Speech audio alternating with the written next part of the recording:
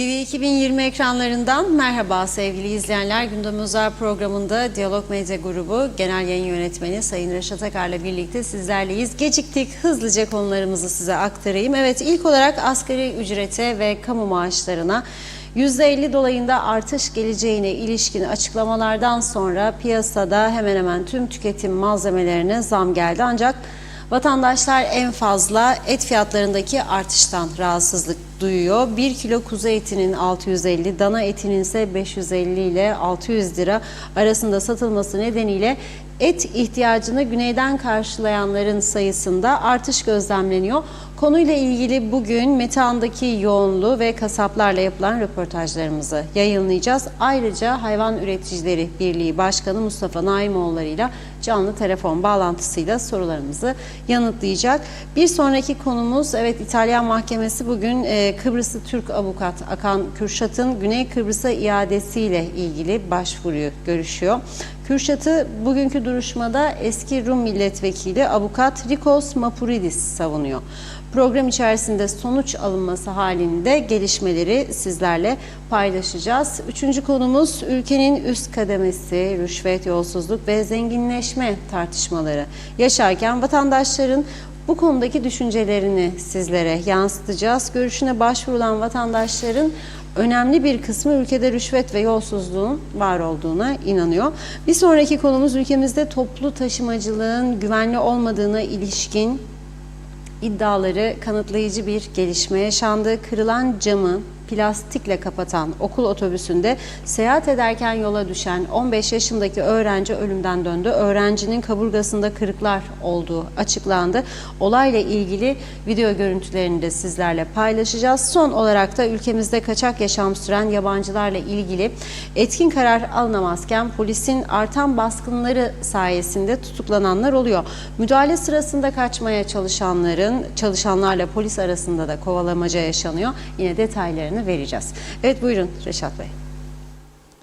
Evet, herkese hayırlı günler dileyerek başlayalım. Bugün gündemimizin birinci maddesine zamları alıyoruz. Çünkü gerçekten herkes bu zamlardan olumsuz bir şekilde etkileniyor. Düşünün siz, daha yılın bitmesine 3 ay kala Maliye Bakanı meclisteki bir konuşmasında memur ve emekli maaşlarına %45 civarında bir artış yapılacağını söylemişti. Nasıl hesapladı? Daha yıl bitmeden 3 ay önceden yıl sonuna enflasyon oranının ne olacağını bilmeden nasıl açıkladı bunu bilen yok.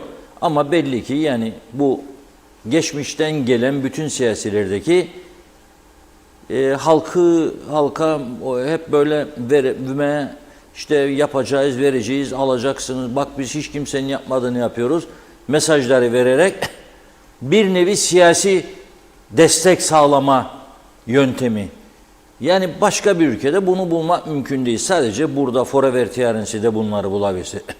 Yani İngiltere'de bir bakan 3 ay önceden yıl sonu enflasyonunun ne olacağını ve nasıl zam yapacağını söylerse zaten onu o anda indirirler aşağıya. Ya da başka bir ülkede. Olamaz yani böyle bir şey.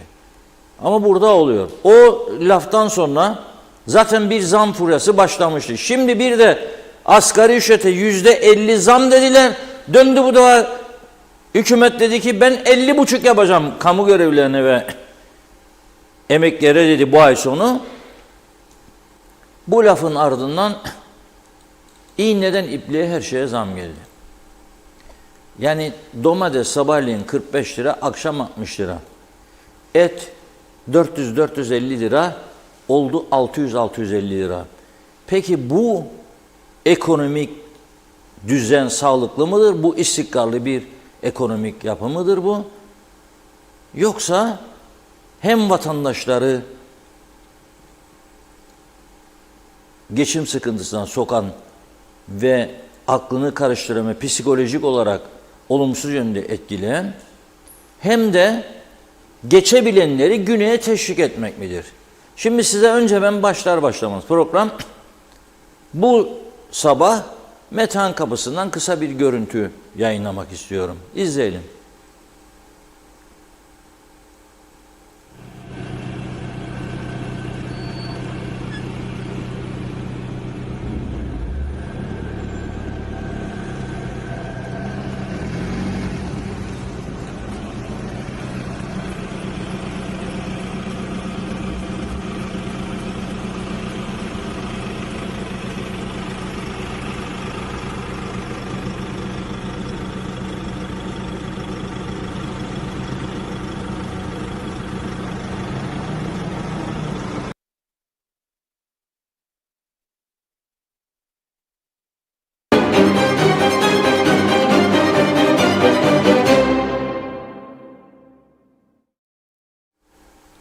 Evet, bu izlediğimiz kısa görüntü Metehan Kapısı'ndandı.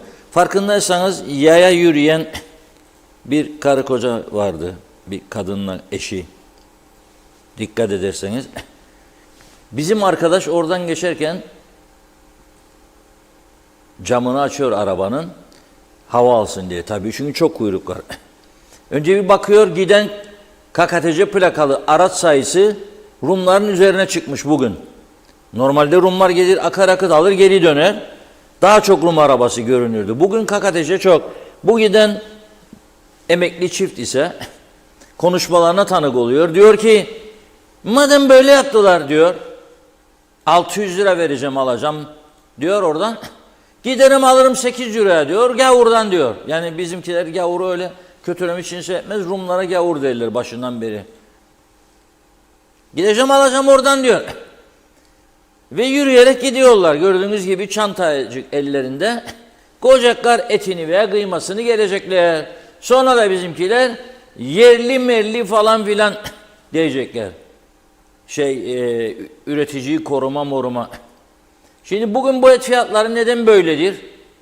Bunu hem Hayvancılar Birliği Başkanı Mustafa Naimoğlu ile konuşacağız ki aydınlığa çıksın her şey, gizli bir şey kalmasın.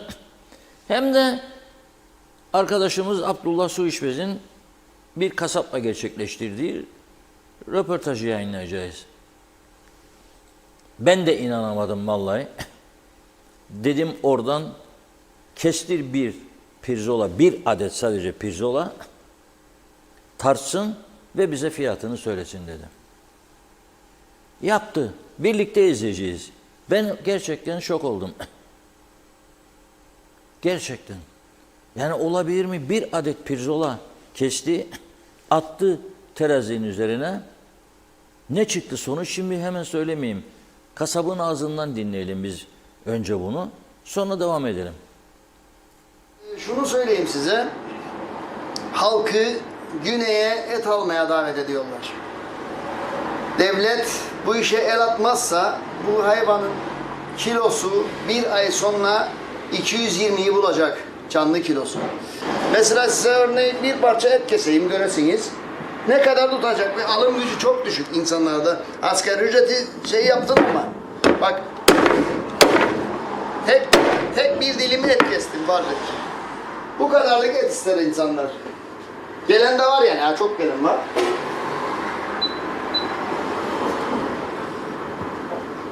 Tek bir dilim pirzola 75 lira.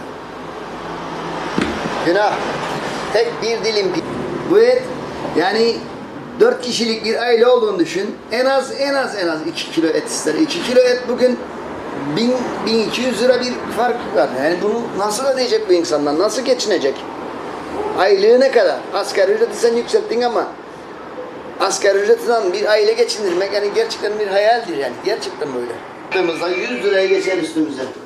Kim alacak? Bak 90 lira kasapta.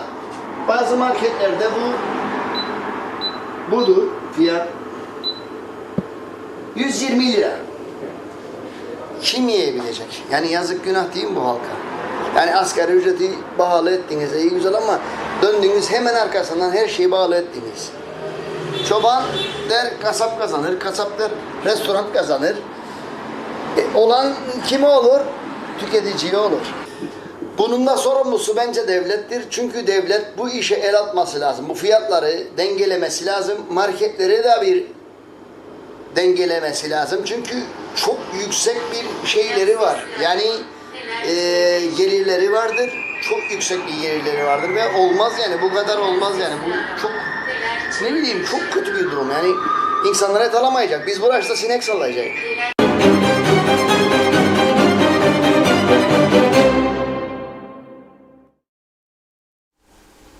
Evet, kasabı dinledik. Ne diyor? Dikkat ederseniz yüksekten başlıyor, aşağı doğru iniyordu. Kemikli et, en alt tarafındakini kesti, en küçük parçasını koydu teraziye. 75 lira dedi. Bir adet pirzola 75 lira. 4 kişilik bir aile bir pirzola zaten adamın dişinin arasında kalır ya. Ama diyelim ki bununla yetinsin. Eski günler yok artık. Bir adetlisin. 4 kişi 300 lira ister. O pirzolanın yanında bir şey yapacak. Ya patates yapacak. Ya pilav yapacak suyuna. Haşlayıp da ondan sonra kızartacak. 4 tane pirzola için zaten mangal da yakılmaz, ocak da yakılmaz. Ocağın ısınması da onu pişirmesi 4 pirzola için. Bu kadar olur mu? Niçin? Sonra bir adanın 2 yarısı. Bir taraf hani asgari ücret 1000 euro, bizde şimdi 726 euro olmuş. Eğer döviz yükselmezse tabii şimdilik iyi gidiyor 2-3 gündür. 2-3 gündür. Şimdi 726 olan da 15-16 euro 1000 olan da 8,5 euro. Nasıl olur bu aradaki fark? Gerçekten önemli bir durum yani bu. Şimdi burada kasap hayvancıyı suçluyor, hayvancı kasabı suçluyor. Tabii bilmiyoruz. Şimdi Hayvancılar Birliği Başkanı Naimoğulları bakalım ne söyleyecek bizlere. Önemli olan onların savunması nedir? Şimdi eğer yem ise yem orada da. Güneyde de yemdir. Hayvan aynı yemi yer, burada da aynı yemi yer. Nedir bu olan? Nereden kaynaklanıyor bu iş? Yani güneye geçebilen var, alsın, geçemeyen var. Ha bir de şu var. Yani 1 kiloya 2 kilo aldın. Komşu derse bana da al, alamaz çünkü fazla olunca gümrük bu da problem çıkarır. Ama bir şekilde o güneye doğru kayıyor bu iş. Zaten hep ben başından beri söylerim. Akıllı bir Rum liderliği olsaydı bugüne kadar, fanatikler olmasaydı, yani daha doğrusu fanatizmin esiri olmasalardı, Kıbrıs meselesi çoktan biterdi. Bizi alırlardı doğrudan entegre ederlerdi Kıbrıs Cumhuriyeti'nin içine. Çok basittir. Çok. 5-10 tane malın, ürünün fiyatlarını indir aşağıya. Bitti bu iş. Bak nasıl onlar ölürüm de geçmem derlerdi işgal bölgesine. Ne zaman akaryakıt yarı fiyata düştü bizde onlara göre. O ölürüm de geçmem işgal bölgesi diyenler de gelmeye başlar. Çünkü geçinemiyor, onlar da zorluk içindedir. Arabaya benzin koyacak adam. Ayda eğer kurtaracaksa 50 euro 60 euro geçiyor. Ha bu arada sigara içenler için daha cazip. Sigara da alıyor. Sigara da bizde ucuz güneye göre. Ama eskiden domatesi de gelip buradan alırlardı. Şikayet ederdik biz. Rumlar geldiği içindir bu fiyatlar yükselir falan. Şimdi Rumlar almaz domates çünkü orada daha ucuz. Gene yüksek domates fiyatı burada. Burada bir yanlışlık var arkadaş. Burada bir yanlışlık var. Birileri arada fazla para yer. Üreticiden alır 10 lira domatesi. 60'a satarlar, 55'e satarlar. Kimdir bu arada yiyen bu paraları? Mesele budur. Hazır mı Mustafa Bey? Çalıyor ama henüz cevap vermedi. Mustafa Naimoğulları bazen bizim halk meclisi olduğunda geç gelirdi toplantılara. Her sorduğumda otomobilin lastiği patladı derdi bana. Bir defa da patlamasın biraz derdim. Şimdi bakalım nerede? Bekliyordu bizim aramamızı herhalde ama her an onun da işleri çıkar. İnek düşer ayağı kırılır, Mustafa Bey ararlar. Veterinerdir ya aynı zamanda Hayvancılar Birliği Başkanı. Onun için bağlandığı zaman bağlanacak. Şimdi mesele, ben geçen gün baktım Geçikköy'deki muhtar Bayram aynı zamanda üretici bir paylaşım yaptı. Artık dedi bunlarla mücadele edeceğiz. Ne oldu? Benden 10 lira alır domates dedi. 2 kilometre aşağı gider 40 liraya satar dedi. Ben miyim dedi gazıklayan yoksa başkası mı? 10 lira alıyor benden dedi 40 lira satıyor dedi. Şimdi bu işe bakmak lazım. Birilerinin bu işe el atması lazım artık. Bu şekilde olmaz. Hazır mı telefonunuz? Telefon bağlantımız hazır Mustafa Bey hatta. Merhaba, hoş geldiniz yayınımıza. Alo. Selamlar Sayın Başkan. Efendim abi nasılsınız? Merhaba, özledik başkanım vallahi seni. Sesini de özledik, seni de özledik.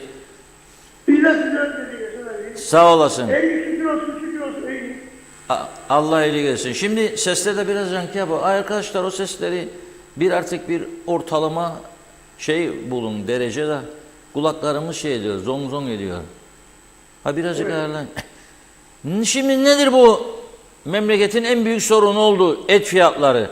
Niçin bizde yükseliyor bu et fiyatları? Ne oldu da gene zamlandı? Sizden dinleyelim bunu bakalım. Ben de anlamadım. Şimdi neden bu kadar büyütülüyor bu konu? Anlamış değilim. Şimdi bir örnek vereceğim size. Geçen yıl 2023 yılı Ocak ayında dolar 19 liraydı. Etin kilosu, canlı kuzunun kilosu 150 TL'ydi. Yani 8 dolar civarındaydı. Şu anda 8 dolar 240 liradır. Ama canlı kuzunun kilosu 200 liradır. Şu anda Turfanda kuzunun, körpe kuzunun, siz biliyorsunuz bunu. Evet. Sadece bu büyütülen konu zaten kuzu etidir. O ortaya çıkan konu, herkes tarafından konuşulan konu budur. Çünkü zaten büyükbaş hayvanlarda dana, inek fiyatları artmış değildir. En fazla şu anda konuşulan yılbaşından sonra biliyorsunuz her yıl bu konuşmalar devam eder. Ocak aylarında körpe kuzu çıkar Turfan'da. Çoban, hayvancı bir miktar kuzu fiyatını yükseldiği 2 ay sonra Mart ayına geldiğimiz zaman kuzu fiyatları dengeleniyor, aşağı düşer. Ama bu yıl şunu ifade edeyim. Geçen yıl biz 2023 yılında Yaz vermesin o fiyatları. 8 ay, 9 ay bu çobanın, o küçükbaş hayvancının kuzusu 130 lira, 140 liraya gitti. Ağlıyordu insanlar, ağlardı resmen.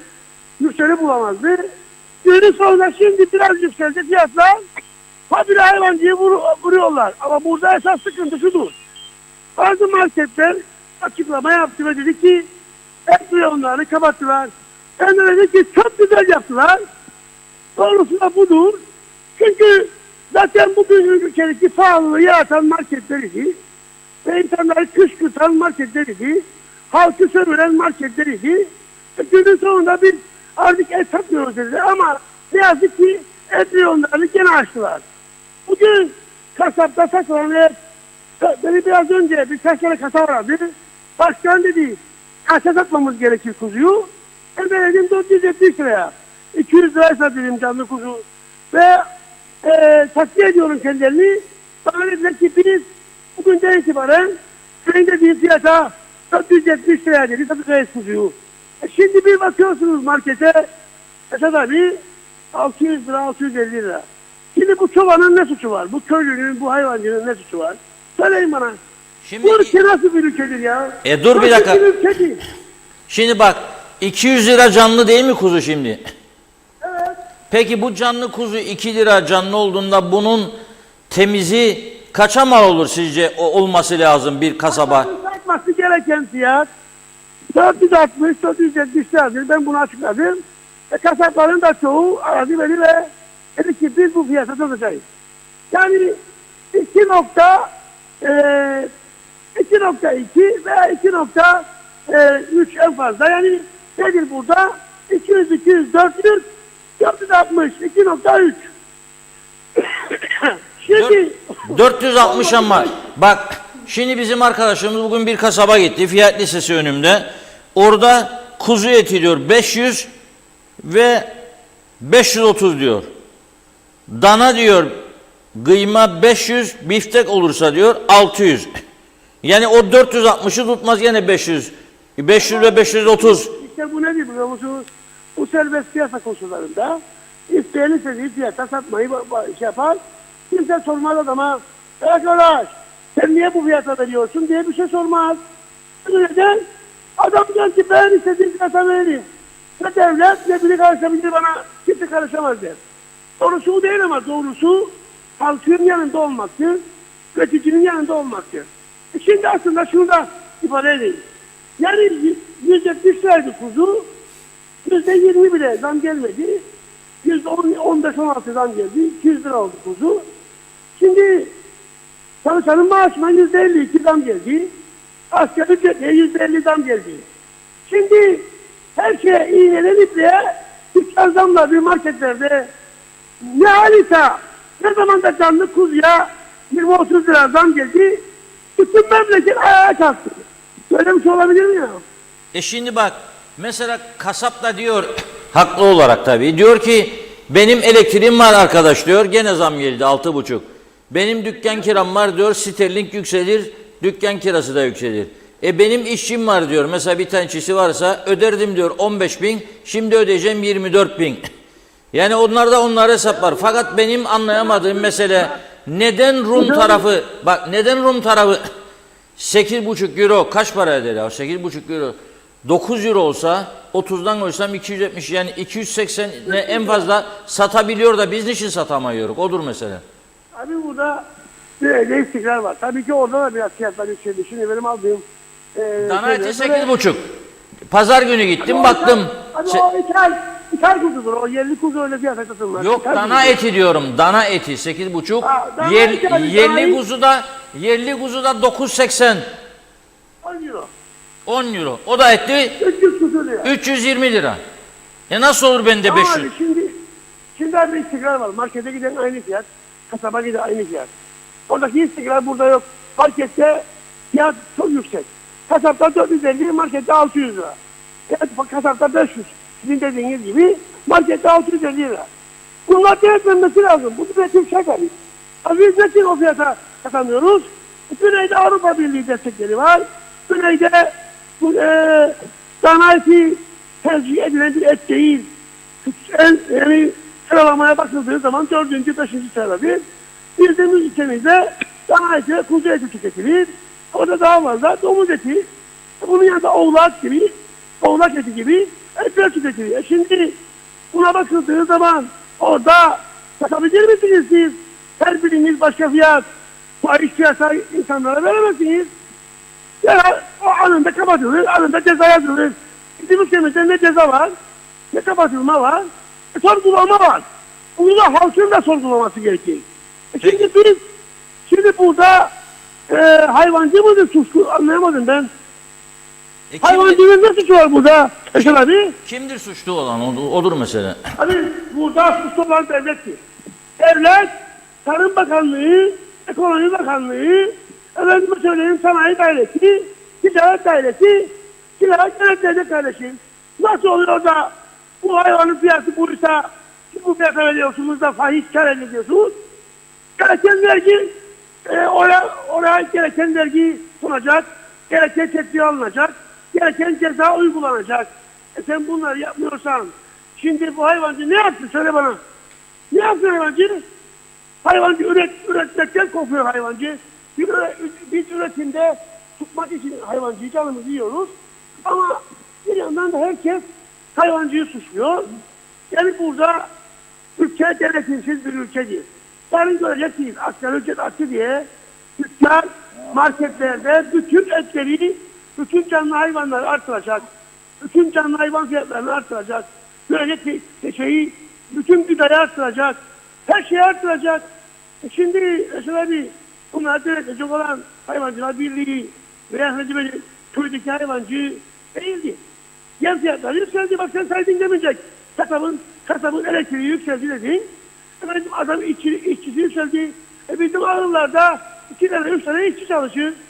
Efendim elektrikle üretilir. Her şey zamlandı. Biz ne olacağız? Biz ne olacağız? Peki bu devlet hiç küçükbaş hayvancıyı veya büyükbaş hayvancıyı destekliyor mu? Ne kadar destekliyor? Ya ne dedi verdiği destekler Hasan abi? İşte şimdi biz girişim yaptık. Hayvan başına 1100 TL destek verecek. Hem bir miktarda hibe alfa verecek.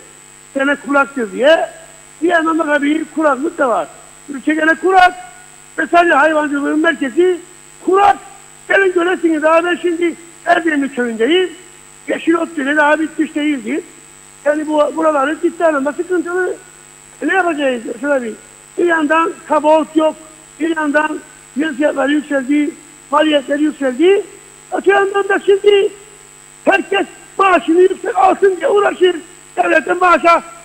Devlete gitmeyen adamın maaşı %52 arttı. Biz sabah akşam 365 gün çalışırız.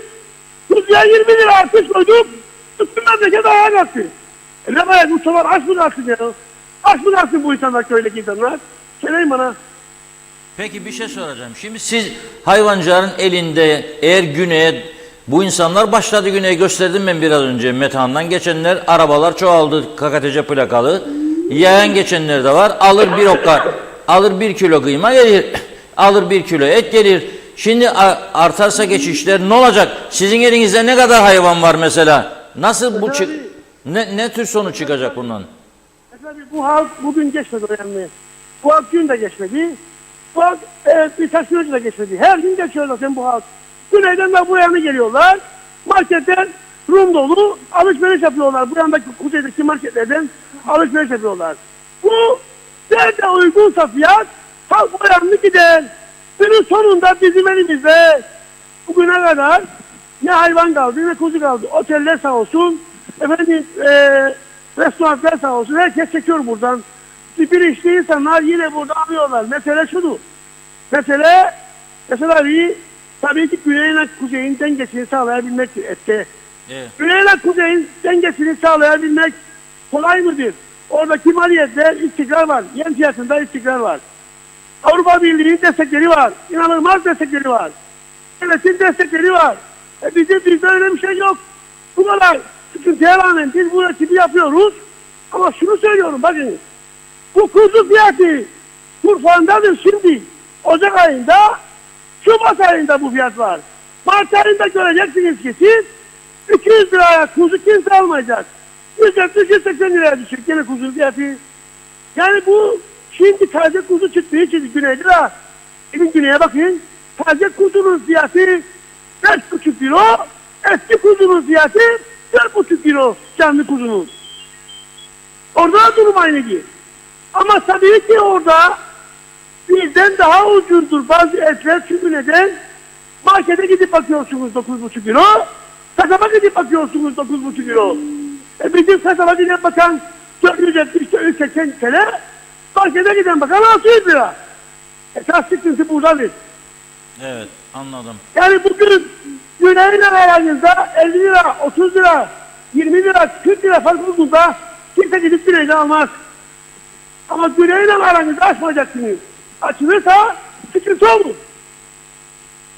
Evet, işimiz zor. Yani hayvancı Yani işi... burada da iş üretimi artırmak lazım.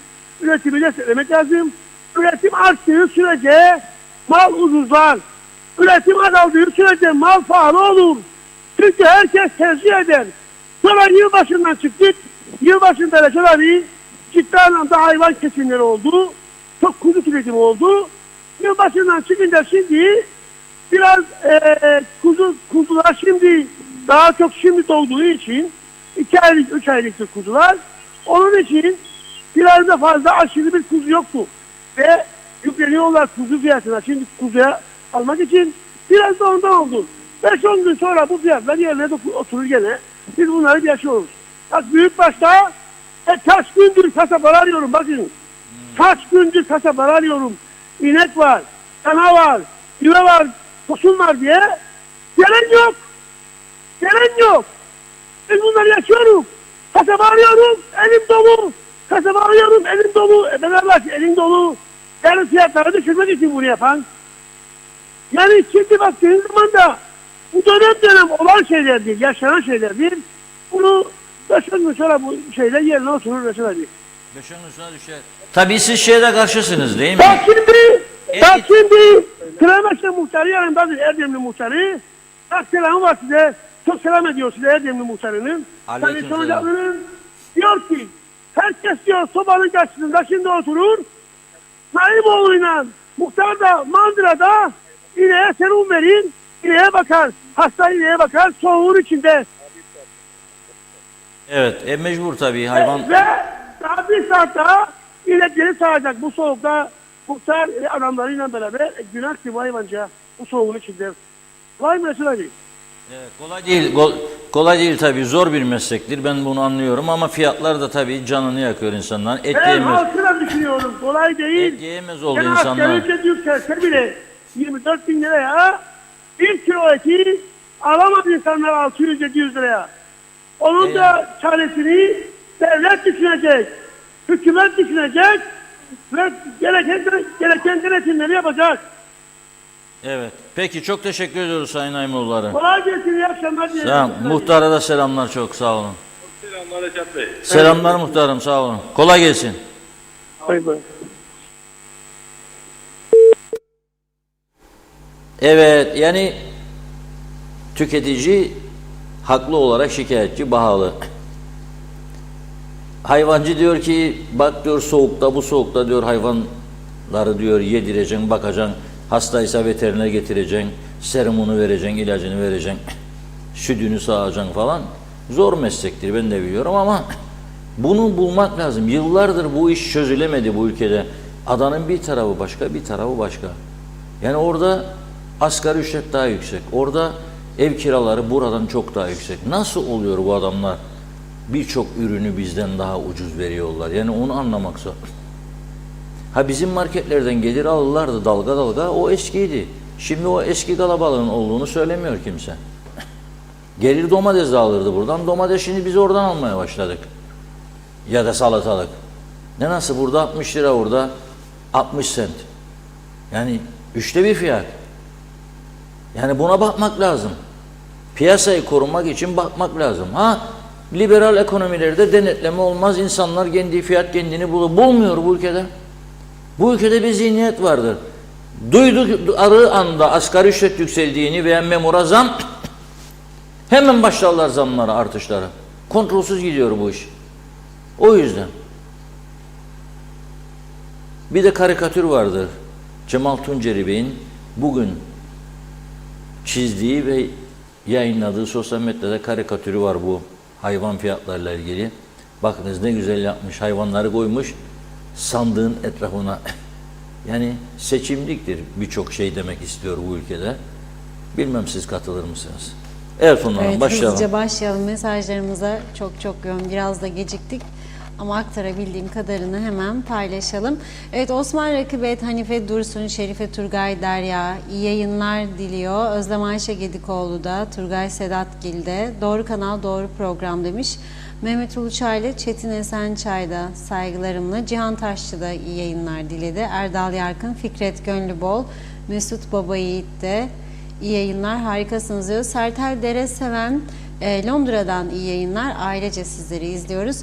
Evet, Mehmet Uluçaylı, Maliye Bakanı Kasım ayında yıl sonu verilecek zammı açıklamıştı. Tüm işletmelerin zam yapmasına sebep oldu. Yıl sonu da Ocak maaşlarına verilecek zammı açıkladı. İki açıklamanın karşılığı piyasalarda %100 zam olmasına neden oldu. Olan tüketiciye oluyor, vekillerin ensesi kalın demiş. Celal Harun, asgari ücrete yapılan zam sonrası vatandaşın eline bile geçmeden neredeyse tüm yiyecek ve içeceklere zamlardan dolayı millette tık yok. Rahmetli Levent Kırca, zam yapıyorlar, enflasyon oluyor, millette tık yok ifadesi toplumun bazen yaşanan ekonomik zorluklara karşı duyarsız kalabildiğini veya tepkisiz olduğunu ifade etmek için kullanılan bir ifade. Toplumda ekonomik konulara duyarsız veya tepkisizlik olması farklı sebeplerden kaynaklanabilir. Örneğin güvensizlik, umutsuzluk, bilgi eksikliği veya diğer güncel olaylarla meşgul olma gibi demiş. Kamil Ozalay, Soğuk Almanya'dan iyi yayınlar diledi. Ali Keleş de, Mehmet Şenler de kolay gelsin diyor. Şenol Tatlıcıoğlu da selamlar demiş. Mustafa Kaldırım, idareciler maalesef artışı açıklamaları millete hedef göstermektir. Tüccarları eleştiriyor, öyle söyleyeyim. Özlem Ayşe Gedikoğlu, istedikleri kadar maaşlara zam yapsınlar, hiç yapmasalar daha yerinde olur. Marketlerdeki fiyatlar 2 katına çıktı, bir tek o mu? Şu ülkemin haline bak, sebze meyve süt ürünleri alamaz hale geldi vatandaş. Bugün denk geldi, markette insanlar kiloyla alırken şimdi taneyle alıyor. Hiç mi merhamet, vicdan kalmadı demiş. İlaçlar da aldı başına gitti, yazıklar olsun. Cemil Kurç, Londra'da bütün kuzu 100 pound'dur. Burada artık her şey yolunda çıktı. Dövizin bu yüksek olmasına rağmen neden bu fiyatlar oluyor demiş. Nazime Nalbant, İskele'den herkese sevdiklerine selamlarını iletti. Sonsuz teşekkürler size diyor. Başarılar. Birlik beraberlik olsun. Sizleri her gün görmek için saate bakıyorum. Kaçırmamak için, tarafsız güzel haberleriniz için. Ali Dereseven, bizler de niye karşı dava açmıyoruz? Kıbrıs davasında haklı olan bizler değil miyiz? Niçin hep pasif durumda kalıyoruz? Susuyoruz. Onlar emlaklar için dava açıyorsa biz de onlara hem emlak hem de savaşa sebep oldukları için dava açalım. Füsun Özdemir, domates almaya gittim markete 78 ve 68 lira Reşat Bey. Mehmet İnancı, hayırlı yayınlar olsun, kaoslar ülkesi cennet adamıza sağlıklı günler dilemiş sizlere de. Melek Koşucu Adem, Siyasiler kulaklarını tıkadı diyor. Halkı düşünen yok. Hacer Kılıçoğlu tek umurlarında olan o rahat koltuklar. Halkın sefaleti, açlığı, yoksulluğu hiçbirisinin umrunda değil. Menteş Çağla iyi yayınlar dilemiş. Diğer izleyicimiz, adını okuyamadım. Halk hak ediyor diyor. Çıksınlar dışarı, kapatsınlar yolları. Dirensinler, boşu boşuna konuşmakta fayda yok. Fevzi Mehmetçioğlu, iyi akşamlar, iyi yayınlar. Mehmet Borak, işler yolunda, tarım, hayvancılık sahaları inşaat alanı oldu. Bilinçsiz planlamaya dayanmayan sözüm ona, kalkınma modelimizin sonu üretimsizlik. İşler yolunda demiş, az kaldı, dayanın, alışacağız. Ferda Küçülmez, işimiz çok zor diyor. Allah sonumuzu hayretsin. Hacer Kılıçoğlu, halk susuyorsa demektir ki hak ettikleri gibi yönetiliyorlar. Yüksel Öner, ben de aldım 4 adet pirzola, çocuk istedi, 488 lira ödedim, 1 kilo kıyma 500'lü bir hafta önce. Ali Çiftlikli, marketlerde et satışı yasaklanmalı, fiyatları marketçiler tetikliyor. Osman Cepheoğlu, niçin et ithalatını serbest bırakmazlar? Rum tarafında her ülkeden et ithal edilir, bizim tarafta ithal edilen eti oradan alır demiş. Sevim Alan Gürekansel, koklayacağız diyor, yiyemeyeceğiz. Allah yardımcımız olsun. Mehmet George Karşılı, sigortalının hali duman. Hele daha ilaç işini halledemediler. Yazık diyor. 1 kilo kıyma 500 lira. Yüksel Öner, bizim etler altın suyuna batırılıyor Reşat Bey, ondan diyor. Onlar gavur, biz Müslüman. Kim gavur, kim Müslüman ben anlamadım. Celal Harun, nereden bulduğun yasası mecliste görüşülmeye ne zaman başlanacak? Ancak yasayı mümkünse geriye doğru çalıştıralım. Bu ülkedeki iskan mafyacılığını, mal mülk varlığını, hortumcuları, haksız kazanç sağlayanları bir bir ifşa edelim. Rüşvet alanı da vereni de yargılayalım. İşte o zaman toplum ayağa kalkar. Hepinize avuçları patlayana kadar alkışlar. Metin Maraş Ali, kolay gelsin. Tunsel Dağlı, 5 beter olalım demiş. Aramızdaki idrak iltihaplı seçmen bu hükümeti seçmedi mi? Yarın seçim olsa sonuç farklı mı olacak? Gece meyhanede, gündüz kurdele önünde, cami açılışında diyor. Erol Topçu, İngiltere'den iyi yayınlar. Derviş Kahraman esnafları eleştirmiş. Denetleme yapılmadıkça diyor, adalet asla tecelli etmeyecektir Sayın Akar. Ali Dereseven, yıllardır aynı şikayetler yapılmasına rağmen yetkililerden tek bir önlem dahi yok. Bildikleri yanlış yolda yürümeye devam ediyorlar. Nazime Nalbant, halk nasıl demiş, pahalılıkla mücadele etsin. Bir de tavuk. İnsanlar onu alırken de zorlanıyor. O da zamlandı diyor. Bu defa onu da alamıyorlar demiş. Çözeceğim inşallah.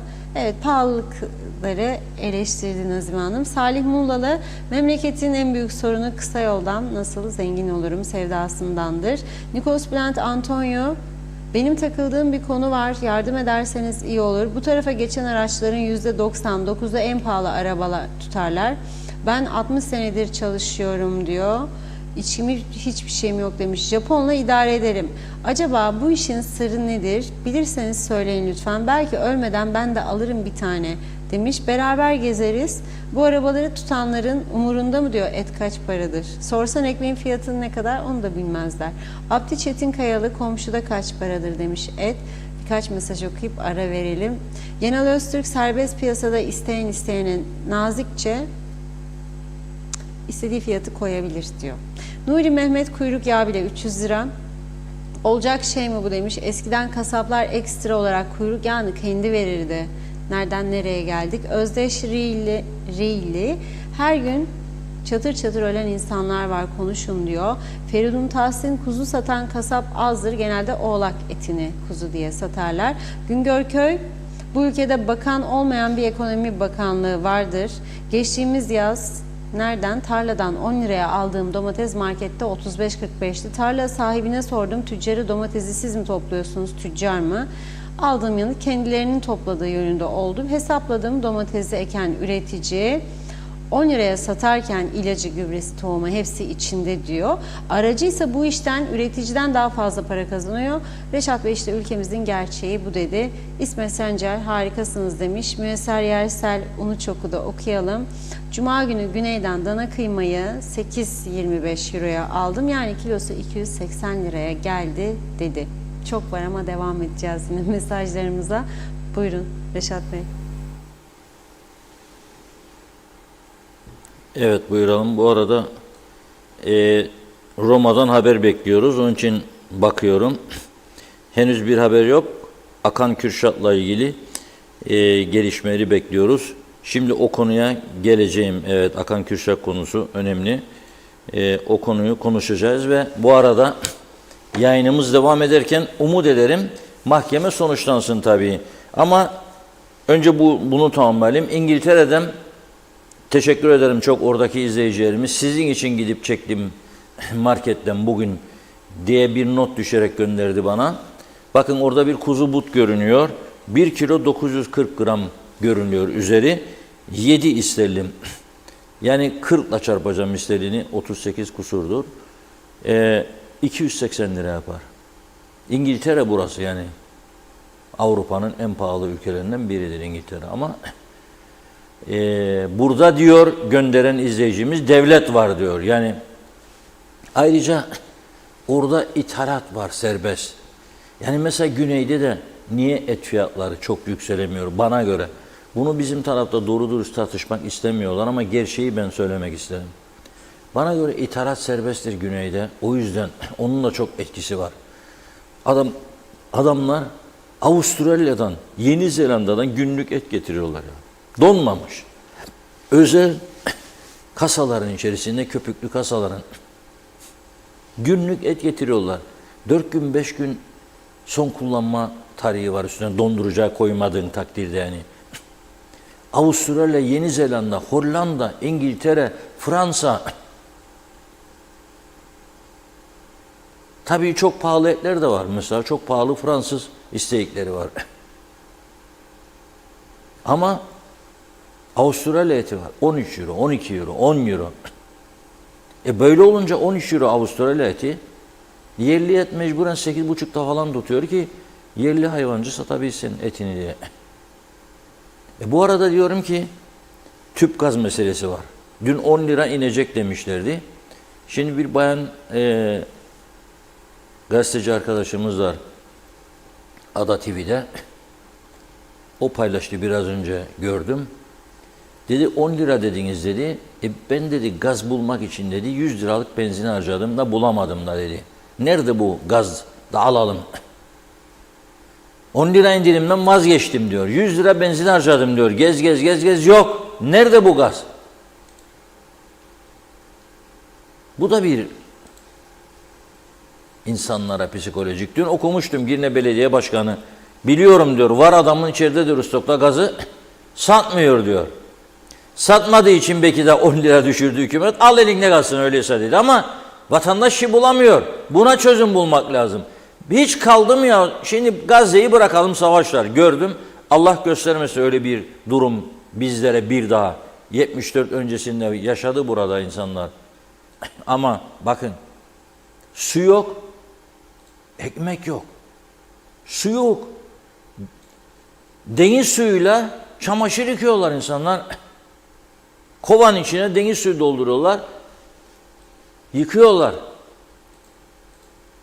Ya insanlar içecek su yok. 2 gündür röportajlar dinlerim. 2 gündür diyor. Su içmedim diyenler var. Un getirsinler bize diyorlar. Onlar hamur açarlar. Bir tahta parçası falan bulup yakarlar ateş üstünde saçta. Onunla karın doyurmak istediler. O da yok. Ama geçtim ben onu savaş ülkesi. Hangi ülkede böyle hele bir Avrupa ülkesi adanın bir tarafı Avrupa bir tarafı Afrika olur mu ya? Yani olduk Afrika'da. Adımız Afrika değil bari öyle yapalım. Nasıl olur ya? Ben her sene bu ülkemde benim 2'de 1'de elektrik santrallarına yakıt yok. Karanlıkta kalacağım. Yok diye yakıt. Gemi geldiydi, gelmediydi. Akdeniz'de Antalya sığındı gemi. Yolda gelirken fırtına tutuldu bilmem ne gerekçeleriyle. Şimdi gemi geliyordu da fırtına vardı da gaz gelmedi. Nasıl olur? Bu arada yani savaş olmasın tabii ama dün okuduğum haberi söyleyeyim Rum basında 2800 tane sığınakları varmış Güney Kıbrıs'ın. 2800. 28 tane var mı acaba? forever tarihinizi de merak ediyorum. Bilmiyorum çünkü. 2800 %30'unu sığarmış ancak nüfusun. Bunu %70'i sığacak kadar artıracaklarmış.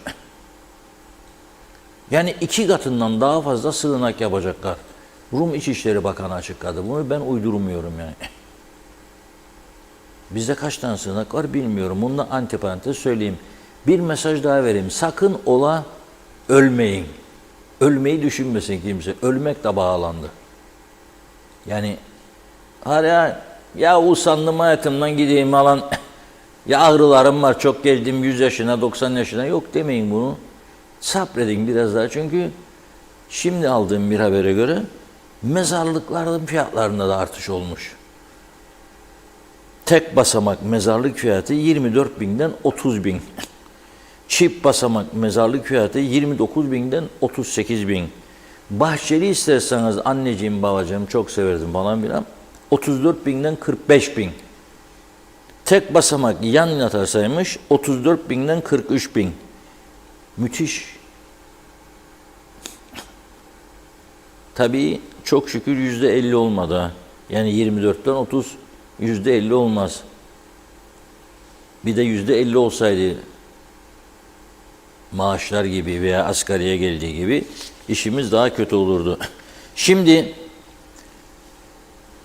kuzeyde kalan Rum mülklerini yabancılara satış konusunda yardımcı olmakla suçlanan Akan Kürşat avukat, Meclis Başkan Yardımcımız Fazilet Özden Efe'nin eşi, yılbaşı tatili için birlikte Roma'ya gitmişlerdi. Fakat bu tatil zehir oldu bu insanlara. Çünkü 1 Ocak sabahı İtalyan polisi kaldıkları otele giderek Akan Kürşat'ı tutukladı. Gerekçe Avrupa Birliği üyesi olan Güney Kıbrıs'ın ve Avrupa'nın kaydettiği şekilde Republic of Cyprus Kıbrıs Cumhuriyeti Avrupa tutuklama emri çıkarmış hakkında. Babası hakkında da vardı Talat Kürşat Bey. Oğlu Akan Kürşat hakkında da. Şimdi bugün İtalyan mahkemesi Rum yönetiminin talebini görüşüyor. Güney Kıbrıs'a iadesi. Diyor ki Rum tarafı, bizim taraf sessiz bu konuda. Hani bir söz var, atasözü, dut yemiş bülbüle döndü derler. Bizimkiler dut yemeden konuşamazlar. Dut da yok, bülbüle dönemez. Dut yok diye konuşamıyorlar bülbül gibi. Ne oldu ya? Hiçbir ses yok. Tamamen bir mahkumiyet havası var. Yani biz razıyız. Vurun kılıncı boynumuza gitsin. Ya insan suçlu da olsa açar ağzına der ki bir yanlış yaptım düzeldeyim ama sen de yaptın der. Beni teşvik ettin der. Hiçbir şey yok bizde. Ve üstelik milli bir yönetimin olduğu bir dönemde yani milliyetçi tavırlarıyla bilinen bir yönetim var. Şimdi Rum tarafı diyor ki İtalyan makamlarından haber bekliyoruz bugün. Az önce de Letin Biotis Rum hükümet sözcüsü bir açıklama yaptı. Cyprus Mail gazetesine programa girerken gördüm. Gözümüz kulağımız Roma'da bekliyoruz diyor. Bugün gün bitimine kadar bu karar verilecek diyor. Ve Rum basını yazıyor. Bugün Politis gazetesi İtalyan mahkemesi Kürşat'ın iadesiyle ilgili kararı bugün verecek. İtalyan makamları Kürşat'ın Rum yönetimine iadesine itiraz etmemesi halinde 10 gün içinde Rum polisi tarafından Güney Kıbrıs'a getirilmesi gerekiyor diyor. Rum polisi gidecek yani Roma'ya, alacaklar, tutuklayacaklar Akan Kürşat'ı ve getirecekler. Nereye? Lefkoşa Merkezi Cezaevine. Ve yargılanması başlayacak. İadesine ilişkin bir karar çıkması bekleniyor diyor.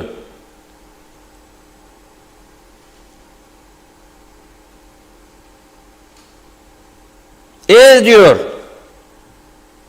razı olmazsa diyor iade edilmesine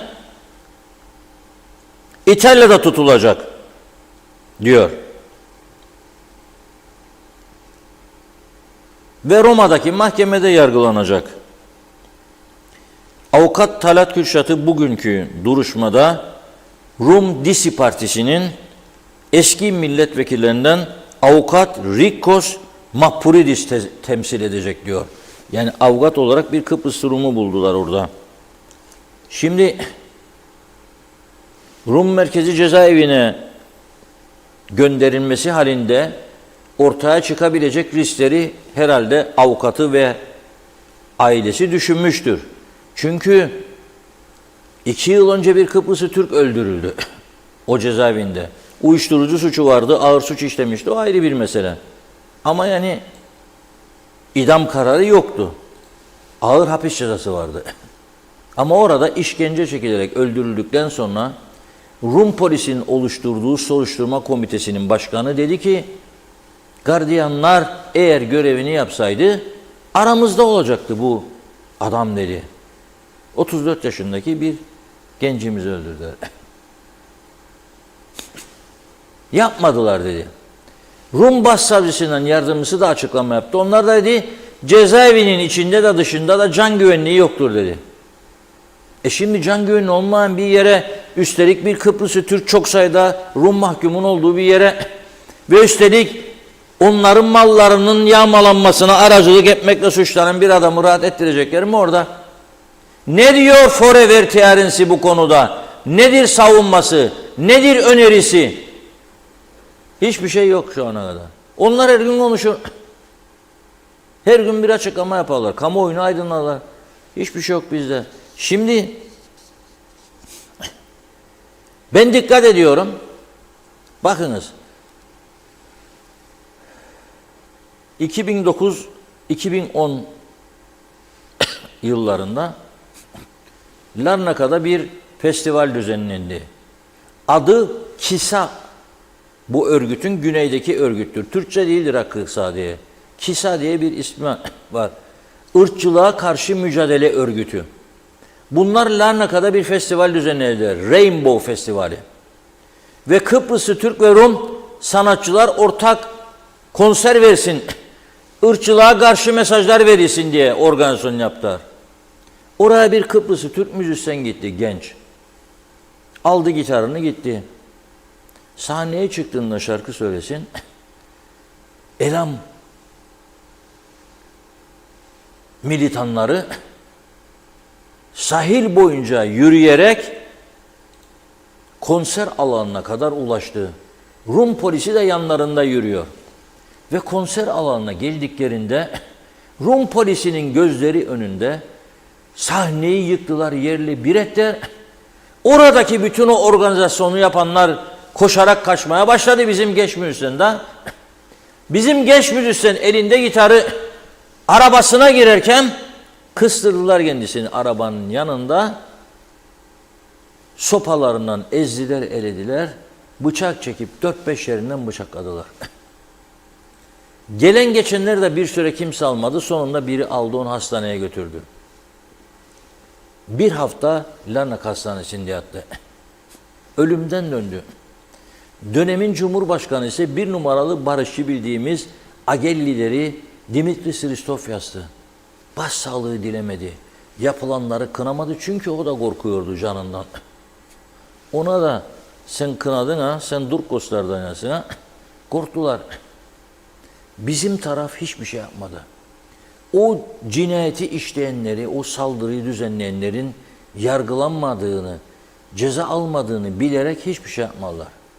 Bir örnek daha vereyim. Eski Cumhurbaşkanımıza saldırdılar. Limasol'da konferans vermeye gitti. Mehmet Ali Talat Bey korumasının yüzünü ezdiler, elediler. Yanında polis müdürünü Anastasiadis görevden aldı o zamanki Cumhurbaşkanı. Fakat bu suçu işleyenlere hiçbir şey olmadı. Cezalandırılmadı. Başka bir örnek vereyim. Çok ilginç. Bir kasabımız güneyde kasaplık yapar. Altan Karakuş. Altan Karakuş'un güpegündüz arabasının altına bomba koydular, uçurdular. Araba tamamen kullanılmaz hale geldi. Yandı. Kamera görüntülerini aldı polis. Bombayı koyanlar, araç plakaları belli. 3 tane genç. Bugün oldu, sonuç yok. Başka bir örnek vereyim. Bisikletiyle bir emekli asker Letra Palas'a gitti. Merak etmiş Rum kesimi nasıldı?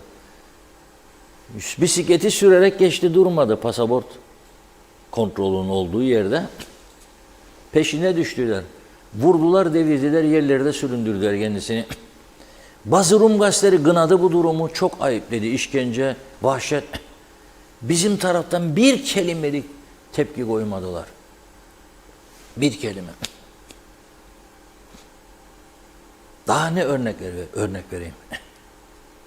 Şimdi bu durumda da hani ben baktım ne sağ ne sol hiçbir şey yok. Hiçbir şey yok.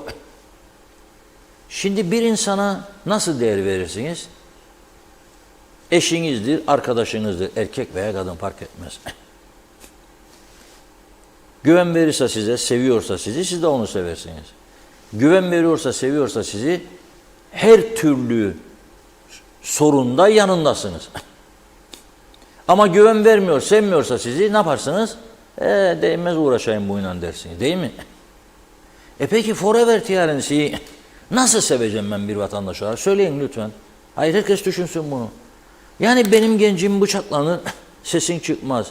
Benim bir emekli askerim sürünür yerlerde, sürüklenir, eziyet çeker, sesini çıkmaz.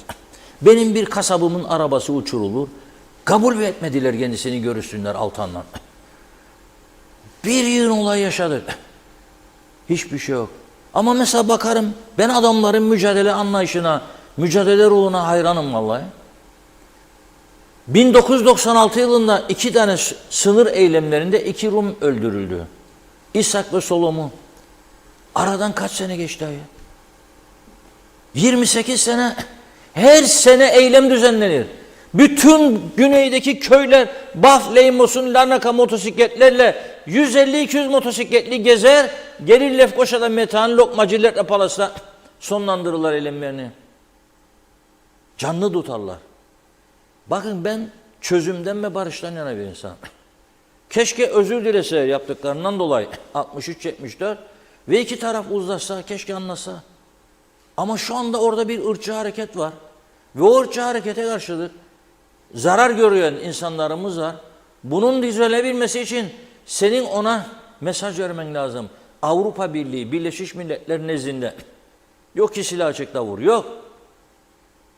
Ama barış istiyorsak, bir ortaklık istiyorsak yeniden bunların düzelmesi lazım. Mülkiyet konusunda da çok eleştirdim ben. Ödemedik paralarını dedim, adamların mallarını satıyoruz. Her gün söylüyorum. Ama onlar da bizim malları satmasalar, koçan vermezler ama kullanıyorlar. Çok kişi para kazanıyor, zengin oluyor. Ve siyasi ağırlıklı olanlar. Sen de bir şey söyle yahu. Tamam bunlar yaptı de sen de yap. Yaptın de. Gel oturalım çözelim bu mülkiyeti öncelikle de. Anlaşın. Bir çağrı yapın, bir ses verin siz de.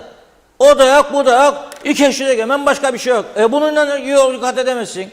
Dünya kamuoyunun desteğini alamazsın yanına. Ne olacak bu iş? Gerçekleri kabul edelim. Bugün Rum mülklerinin satışına aracılık eden, yani senet sepet hazırlayan mavgatlar geçemiyor, güneye korkuyorlar. Müteahhitler korkuyorlar. Ferrari'yle Porsche'dan geçen arkadaşlar şimdi geçemiyorlar. Uzun ciplerle Mercedes'ten geçenler gidemiyor. Korkuyor. Bu şekilde mi yaşayacak insanlar? Her zaman verdiğim bir örnek vardır. Her zaman değil de sık sık verdim yani bu örneği. Bir daha vereceğim. Bir insan, insanlar arası ilişkileri söyledim. Devletler arası, devletine güvenebilmesi için devletinin seni her alanda koruması lazım. Suç işlesen de işlemesen de yabancı milletlere karşı koruması lazım. Irak Savaşı başladığında Avusturya'nın Cumhurbaşkanı eski Birleşmiş Milletler Genel Sekreteri Kurt Waldheim'di. Kurt Waldheim aradı Saddam'ı ve dedi ki benim 3 tane vatandaşım var orada kaldı. Onların ülkelerine dönmelerine izin vermeni isterim. Havaalanı kapandı falan filan, o dönem Ateş yağar orada.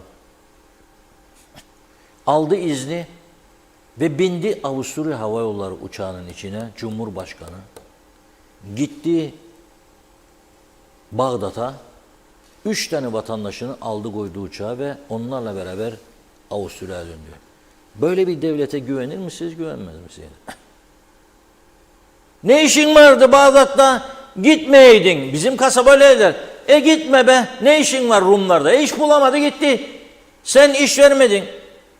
İş vermiyorsun. 2500-3000 tane çalışanın var o tarafta. Ya yarın bu mülkiyet işi dursun. Bu yağmalama sona ersin ki sonu var gelecek değil mi bunun yani? Daha binlerce insan gidecek orada çalışmaya.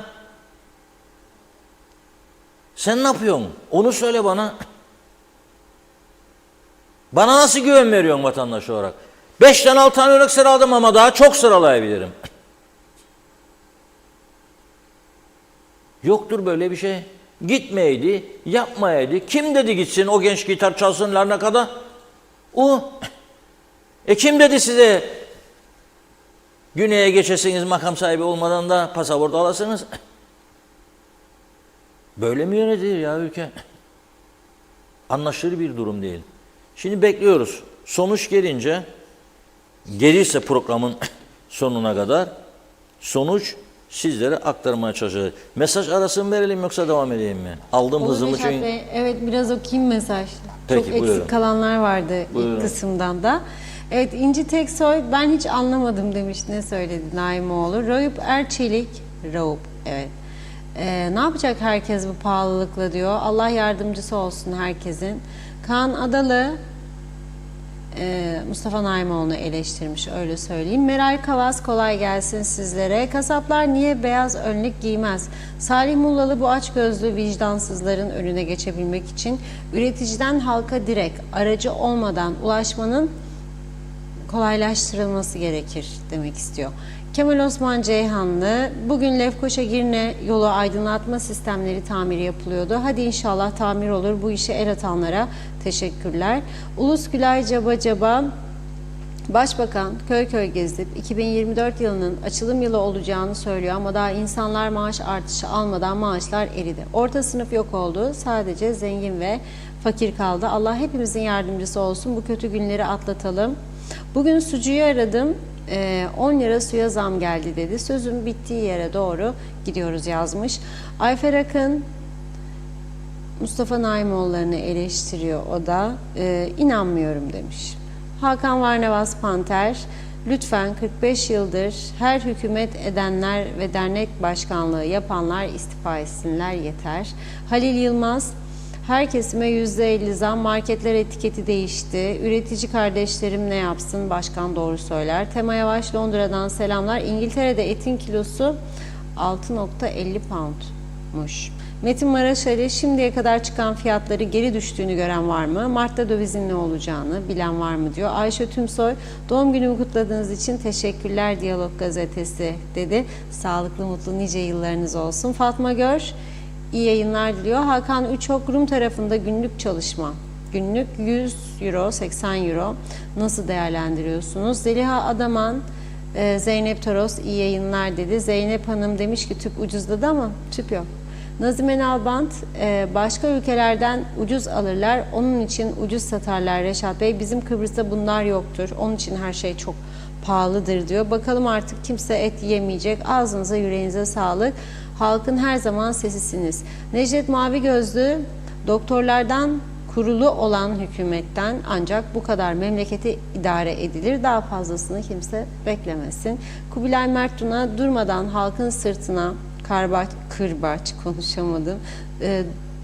Dur etme vurma aman dedikçe onlar daha da anlar, daha da vururlar diyor. Devam. Her gün demiş, bir de utanmadan şaşalı milyon dolarlık camilerden dinletirler ezanı.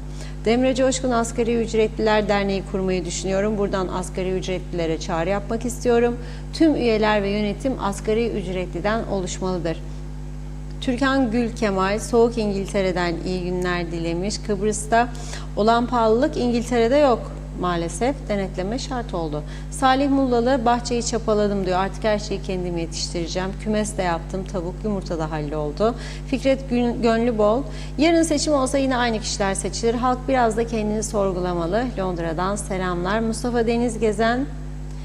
Düşkünsen eğer insanlar iyi beslenmezse hastalanır. Bu sefer sağlıkta sistem bozulur. Onun için beslenme çok önemli. Sağlığa para harcanmaz. Önceden iyi beslenme desteklenirse sağlık rahatlar. Devlet zorlanmaz. Onun için önce refah olmalı demiş, saygılar. Ertay Kızıl, yılların yanlışı, kamudakilerin %80'i UBP, hayat pahalılığını onlara tam, özele yarıdan az bütçe varsa herkese eşit artış verilsin bari. Arzu Çınar, hadi Rum'da Avrupa Birliği desteği var, ucuz et dersiniz. Jumbo'ya gidin, Türkiye menşeili mallar satılır. Bizde aynı eşya 4 katı. Acaba bu ambargo bir tek Kıbrıs halkına mı? Daha eskiye gidelim. Et paketler de yurt dışından ithal ediliyordu. Yine etsinler bir zahmet demiş. Sayar Eker, selamlar, yerliyiz, milliyiz. Isınmak için odun yakmaktan çekinmeyiz. Ye babam desek de yiyeceğe para yetiştiremeyiz.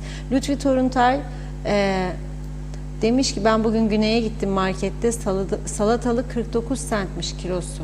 Ali Dereseven, piyasada olmayan tüp gazı 10 lira indirim yapmışlar. Bu da demektir ki en yakın zamanda tüp gaz en az 400 lira olacak. Bir iki mesaj daha okuyalım. Gülşen Bozatlı, bu fiyatlar böyle giderse diyor Kıbrıs'ta mezar taşlarımız da yapılamayacak. Turgay Gezen, kendimi bildim bileli aynı konular, aynı sorunlar. Fakat memnun edici bir sonuç elde edemiyoruz. Sürekli olarak aynı adayı paylaştığımız Rum kesimini örnek gösteriyor. Oradaki fiyatların istikrarından, yaşam kalitesinden söz ediyoruz. Esasında çıkmaz bir sokağın içindeyiz. Bu gerçeği kabul etmek zorundayız. Adanın Rum kesimi dediğimiz güney yarısı Avrupa, Türk kesimi dediğimiz kuzey yarısı ise bir Orta Doğu ülkesi görünümünde. Ne yaparsak yapalım bu durumu değiştirmek kolay değildir. Evet, Tunsel Dağlı, Reşat Bey diyor, kendi gelen nüfusun senin anlattıklarından bir haber olmasını mı bekliyorsunuz diyor. Kıbrıs'ta kaç kişi kaldı? Bana da G harfiyle oku demiş ama yapamadım. Evet, Hatice Mamin iyi yayınlar diliyor. Cengiz Bastın. Yani ben bunu anlamadım. Boynu altında kalan kopsun. Nilüfer Canova, bu kadar duyarsızlık olamaz. Gerçekten çok ilginç. Ahmet Ozankaya, ben de Londra'da yaşıyorum. Geçen hafta but almak istedi. 40 lira. O size gönderdiği fotoğraf diyor. Koyun eti olabilir demiş. Pakistanlı kasaplar hep koyun eti satıyorlar. Mus Halil, Rum tarafı Güney Kıbrıs diye bir devlet yok. Kıbrıs Cumhuriyeti var dedi. Sevgili Cemre Akar da bize çok sevgiler, iyi yayınlar dilemiş. Teşekkür ediyoruz. Yunus Tikici'yi de okuyalım. Tanrım Türkiye Cumhuriyeti'ni başımızdan eksik etmesin. Reşat abim, bu Rum'la barış olmaz. Bir kaşık suda boğarlar bizi. Hayırlı akşamlar olsun diyor. Devam edeceğiz yine. Buyurun. Evet, henüz bir haber gelmiş değil ancak Güney Kıbrıs'ta Rum Dışişleri Bakanı'nın katılımıyla bugün çok geniş kapsamlı başsavcının da katılımı, avukatların katılımı ve bazı iş adamlarının katılımıyla çok geniş kapsamlı bir mülkiyet toplantısı yapılmış. Ağırlıklı konu kuzeyde, onlar işgal bölgesi diyor, bölgesindeki konutlardır diyorlar. Şimdi büyük sıkıntılarımız var polisin. Uyuşturucu, trafik kazaları, şu bir konu var. Ama bu ülke hiçbir zaman bu kadar, yani düşünün siz, denetimsiz kaldığını görmedim ben. Nedir? Nüfus yükseldi, nüfus artıyor ve polis yetmiyor. O yüzden evet, bu şimdiki hükümet sağ olsun 2 defa 150 aldı, 150 daha alacak dedi ama yetmez. Çünkü suçlar çok artıyor. Bir de sorumlu makamdakiler denetimlerini yapmıyor. Bakınız, ben dün Lefkoşa-Girne ana yolundaki aydınlatma lambalarından söz ettim. 2 haftalar bitmedi etmedi dedim. Sonra öğrendim ki ve tebrik ediyorum ikisini, Gönyeli ve Girne belediyeleri anlaşmış, yolun yarısını Boğaz'a kadar Gönyeli, Boğaz'dan ta Girne'nin içine kadar da Girne Belediyesi yapıyor. Orta refüjdeki lambaları. Büyük olay. Onların sorumluluğunda değil, Karayolları'nın ve elektrik kurumunun sorumluluğu. Ama insanlar ölüyor bu yollarda, kapkaranlık gider. Orta koruyucu bariyerlerde işaret yok. Hiçbir şey yok, fosfor kalmamış. Dün akşam giderken baktım, farklı bir aydınlatma var. Birkaç güne tamamlarlar diyorlar. İnşallah tamamlarlar. Yani istedikten sonra bir insan önünde hiçbir engel duramaz. İş yapmak isteyeceğim ben da biri bana diyecek, iş yaptığın için seni cezalandırıyorum. Ne bu? Kimin parasını mı çaldım ben birinin? Halka hizmet ediyorsam hangi yasadan bahsedeceksiniz bana? Nasıl durduracaksınız beni? Yapamazsınız. Şimdi enteresan bir olay oldu dün. Okul otobüsü, toplu taşımacılık öğrencileri taşıyormuş. Girne'den Arapköy'e. Bir video yayınlayacağım size. İzleyelim, sonra konuşalım.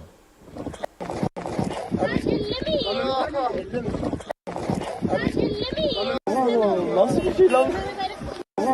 Nasıl bir şey lan? Nasıl bir şey lan?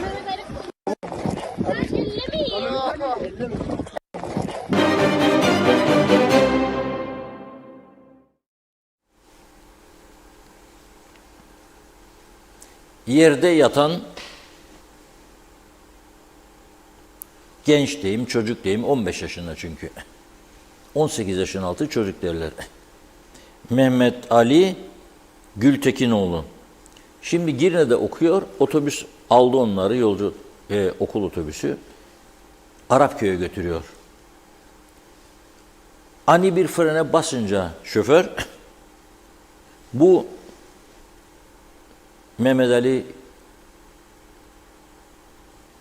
Gültekinoğlu'nun oturduğu koltuk tam da cama yakın.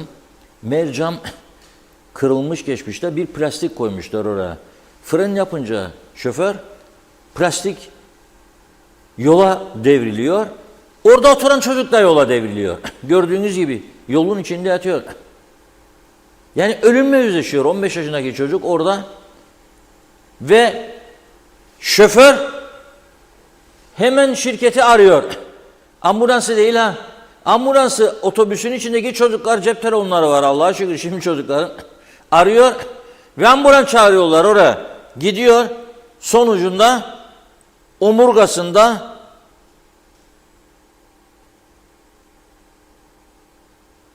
kırık varmış ve çatlak varmış vücudunda. Allah'a şükür bir şey olmadı yani.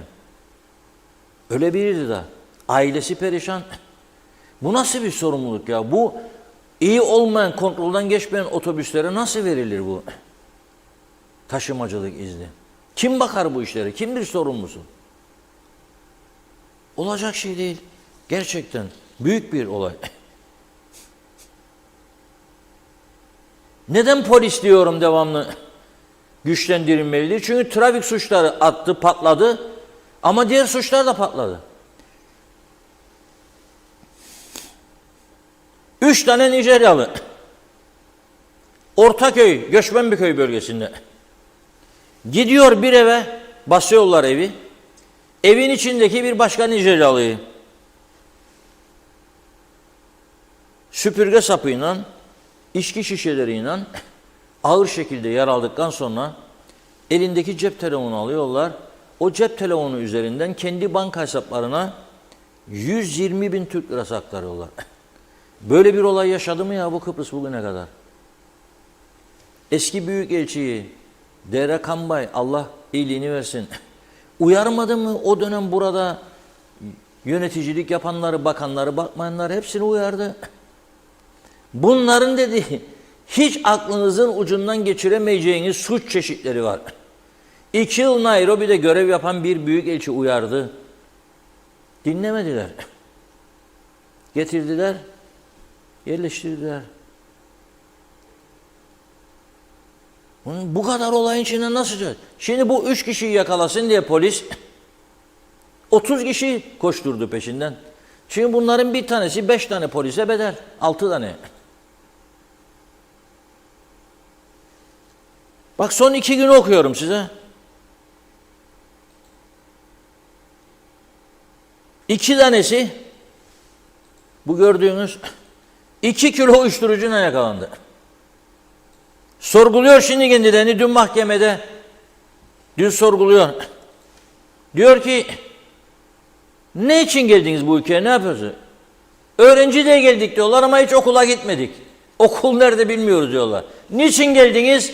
Samimi söyleyelim. Belki cezayı azaldır. Uyuşturucu satmaya geldik. Öğrendik ki burada çok müsait şartlar. 9 aydır burada kaçak yaşarlarmış. Bilen yok. Gel aşağıya. Polis gidiyor Mausa'da. Kaçak var burada diyorlar. Gidiyor bunu yakalasın. Gene Nijeryalı. Görünce polisi bu değil. O aşağı düştü şu hani itfaiye aracı. Ambulans. Set dedi ha. Görüyorsunuz değil mi?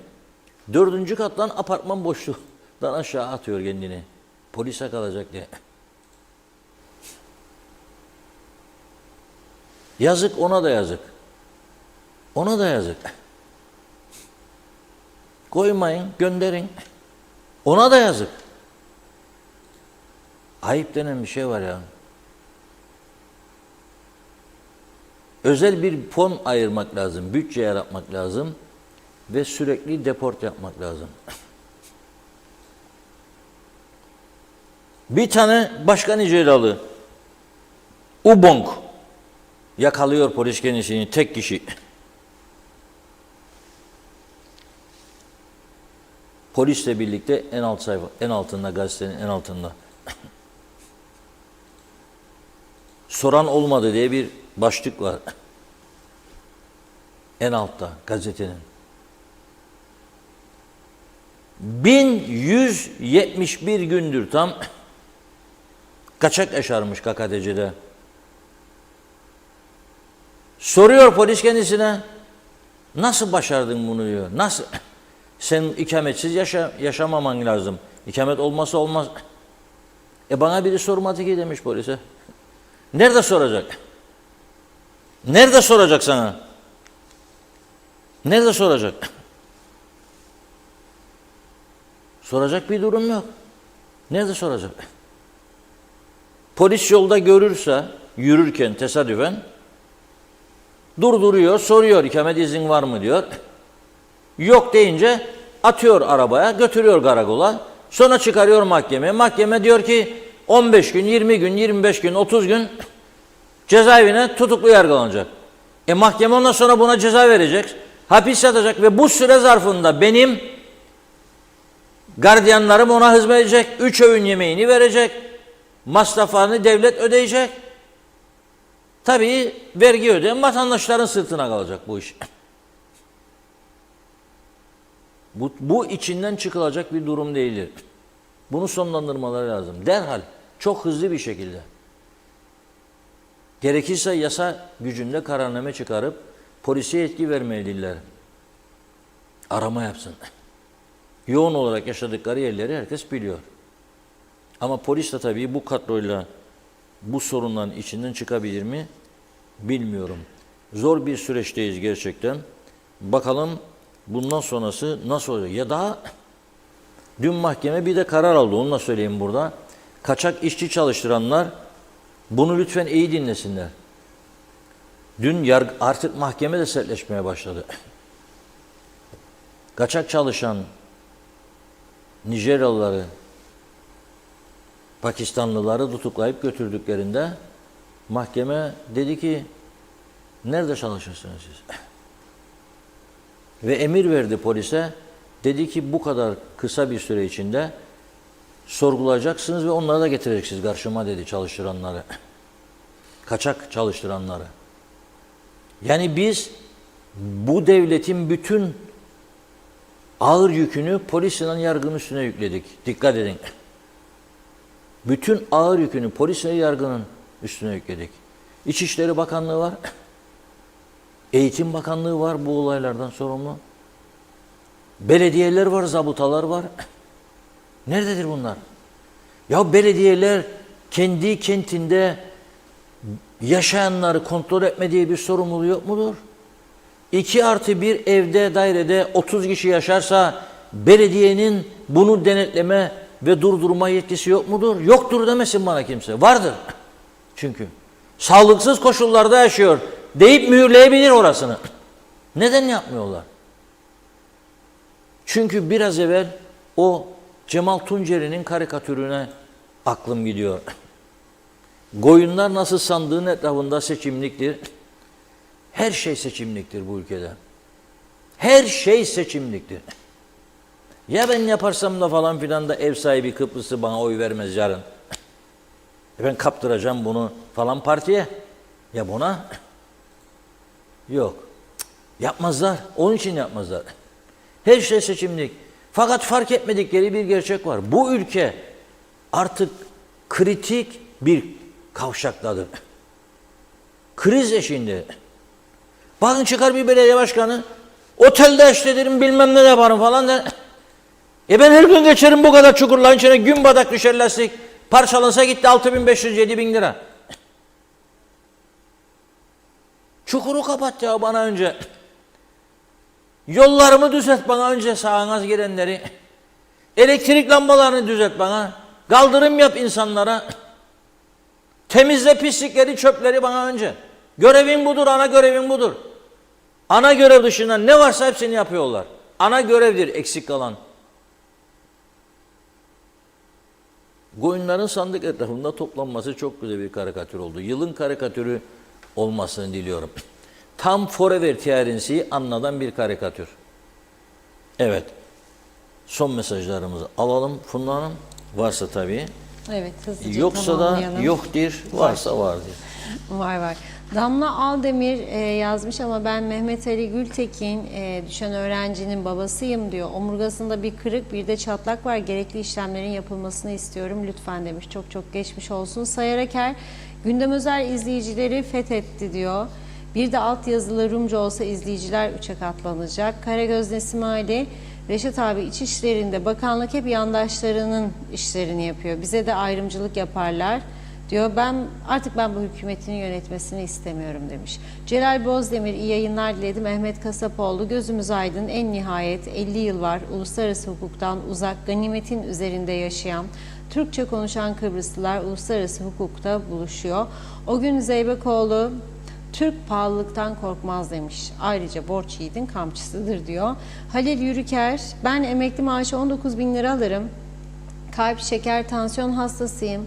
Ben nasıl et yiyeceğim demiş.